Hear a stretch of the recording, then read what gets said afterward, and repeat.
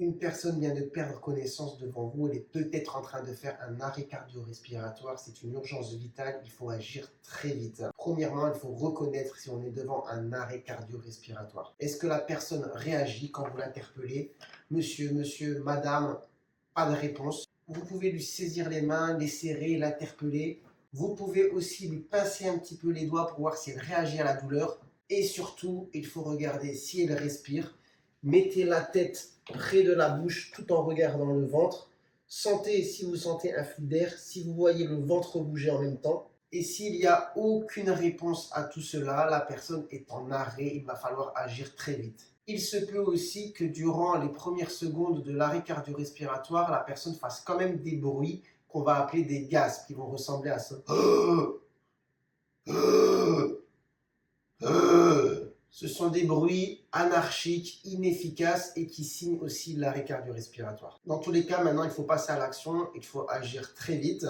Premièrement, surtout si vous êtes seul, sortez le téléphone, mettez-le sur le côté, appelez le 15 et mettez le haut-parleur. Si vous êtes avec d'autres personnes, chargez quelqu'un de le faire pendant que vous allez commencer la manœuvre réanimatoire. Si vous êtes à plusieurs, profitez-en aussi pour dépêcher quelqu'un pour aller chercher un défibrillateur automatique qu'il pourra peut-être trouver dans un supermarché ou dans une bouche de métro par exemple. Maintenant, on va passer à la manœuvre réanimatoire. Il faut que la personne soit sur un plan dur.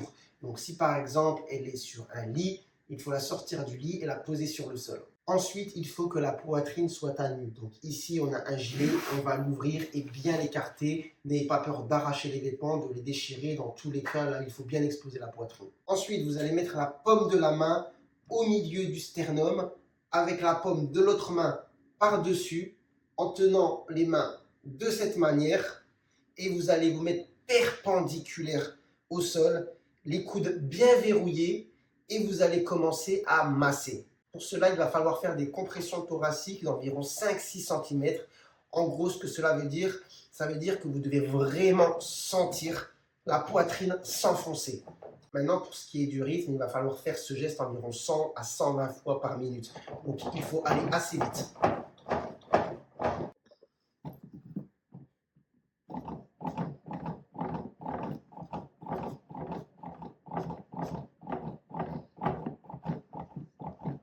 Donc, vous continuez à compresser, les coudes bien verrouillés, en étant assez rapide, en enfonçant bien la poitrine. N'ayez pas peur si vous entendez des craquements et que les côtes peuvent se casser. Ça peut arriver, mais là, la priorité, c'est vraiment de faire la réanimation cardio-respiratoire.